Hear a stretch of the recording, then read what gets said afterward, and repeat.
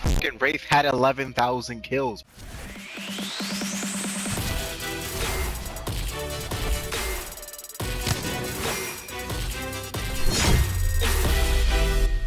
This is the ultimate guide to dominate with Wraith and Apex Legends. Welcome to my channel, my name is Grizzy, and I'm here to bring you guys tons of tips, tricks, and how to truly master Wraith in your games. If you follow these tips, I promise you're going to be dominating with her in no time. I've been playing Wraith since the beginning of Apex. I've reached Apex Predator multiple times, and I've played at the highest level with Wraith, so trust me when I tell you that you're in good hands. I got you with this guide. So first up, let's go over some critical tips that you're gonna want to keep in the back of your mind when playing Wraith. First and foremost, Wraith has a unique playstyle. For Wraith to be effective for the team, you will want to play the entry fragger role, and you'll want to try and play the flanks off your teammates. Wraith's bread and butter is her ability to escape damage or debuffing effects when she enters the queue or her tactical ability. With Wraith's tactical ability, she gains a 30% speed boost and she enters the void for 4 seconds. Since she is immune to damage and has this increased movement speed, this makes Wraith incredibly effective at playing that off-angle role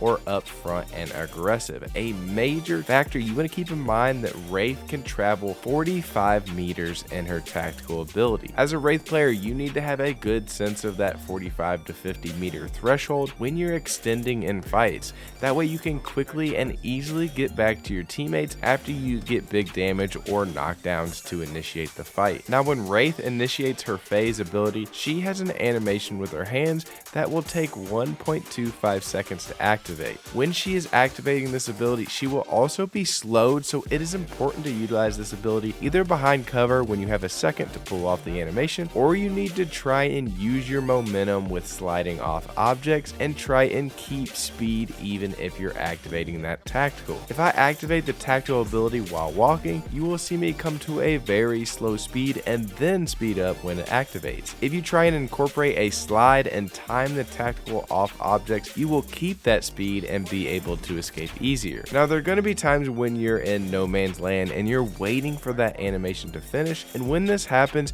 you gotta do your best job to hit your best dance moves and dodge any bullets coming your way. This means you want to put your head down and then directional spam to try and prevent incoming shots from making contact. One big deciding factor between a good Wraith player and an average Wraith is utilizing her tactical ability at the right time. A lot of times in games, I will see a Wraith phase out at an incorrect time and put her team in an overwhelming 3v2 situation. You have to realize when you're phasing as Wraith, you're literally no use to your team immediately for combat. Yes, you might be able to get flanks, you might be able to take position, but when you press that Q button or that tactical button, you're taking that animation and that takes over a second, and then you're in your phase for 4 seconds. So you're giving those 3 enemies the opportunity to take an unfair 3 versus 2 player advantage. So just make sure you're holding your tactical ability for circumstances that benefit your team versus putting them in a tough position. Now I touched on it previous in my other Wraith videos, but a top tier Wraith main will also pair her tactical ability with changing eye levels or changing head levels. What I mean by this is by taking high ground, taking zip lines, being unpredictable to the enemy, wall bouncing while in the phase. All of these techniques are extremely effective at getting enemies off your tail and helping you to create space. A lot of the people also don't know this, but since Wraith's tactical gives her more speed and momentum, she can actually climb higher walls when she does go into the void. Since she's pretty short of a legend, this is pretty niche but can be useful at times.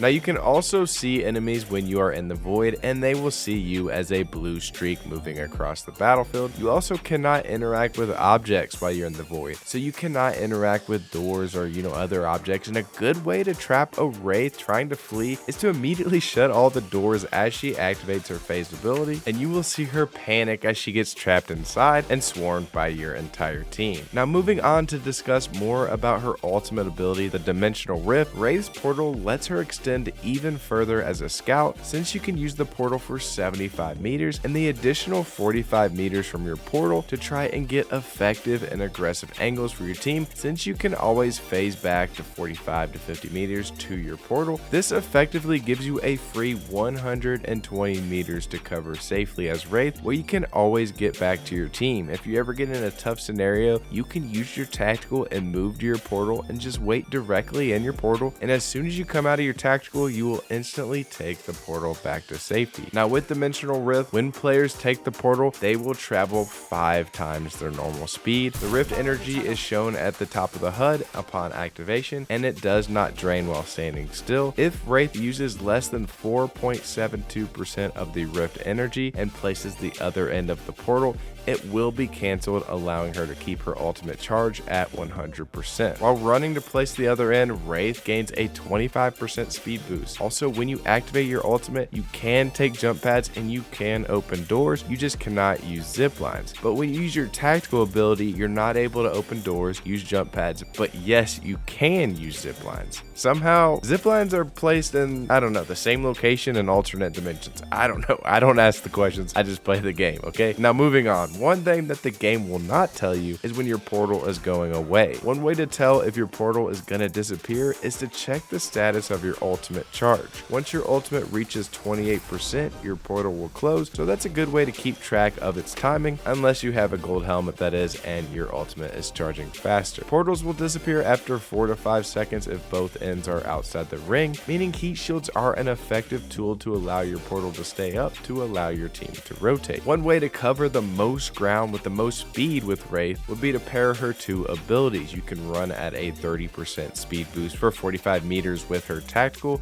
and then pair that with a 75 meter run with the portal at a 25% speed boost. Another helpful technique is the kidnap portal technique. In order to effectively kidnap enemies with your portal, it helps if you place the portal in midair so the enemy will immediately be at a disadvantage and they won't be able to take the portal back. As you approach an enemy, use your tactical ability to run through that enemy and place your portal as soon as you run through their body. A lot of the time, this will capture that enemy and your teammates can be waiting on the other side. You can also try and melee the enemy quickly into the portal. Just make sure you're close to that portal so you don't immediately get fried by the other team and go down. Now, since players taking the portals are invulnerable, they move faster, they receive no slows or no debuffs, the portal is especially effective when navigating through tight spaces around enemies to try and get your team in the perfect position to win a fight or in-game situation. I also like creating portals from high ground when I have a great and safe position, and then I can create a portal to get us immediately back up to height to retreat if, say, another third party shows up to the fight. You can always use the portal effectively to third party fights, safely pick up care package loot, and you can also portal your teammates out of danger when they might be knocked or they might go down. Now also keep in mind, it's important to be an in-game leader with Wraith because your portal can play such a pivotal role to your team's success, and a successful portal usually comes out instantly without hesitation to get your team immediately in a better position. Always make sure to let your teammates know as soon as you finish making the portal if it is safe on the other side. Another important tip for Wraith portal is blocking doorways or portal blocking. You could block 2 doorways leading into your location, or you will find what will happen regularly is enemies will be chasing you while you're gaining speed with your portal, and you'll want to run towards a doorway, place the portal down just before the doorway, then you're able to sit on the other side of the door and heal for free because enemies aren't able to get to that door or that doorway to you because your portal is blocking it. This can buy you some precious time to try and get off an extra healing item or reposition. Now, Voices from the Void is Wraith's passive and honestly is one of the weakest parts of her kit. Although it can help you to lead your team with providing you information if someone aims at you with a sniper or if traps are nearby, a lot of the time this passive just triggers too late for it to be useful. However, don't forget Wraith's size is seemingly a unique passive for her as she's one of the smallest legends in the game, and thus I believe Wraith is the best legend in the game at using the Wingman. The reason behind this is not only due to the strength and power of the Wingman, but also because pistols like the Wingman allow you to strafe extremely fast even while aiming down down your sights. Look how slow Wraith strafes with the LMG, and then look how fast she strafes with the Wingman even while aiming down her sights. Take advantage of her small size and pick up the Wingman, and you will be an extremely small target and you'll be hard to hit in your game. Now, speaking a little bit more on loadouts,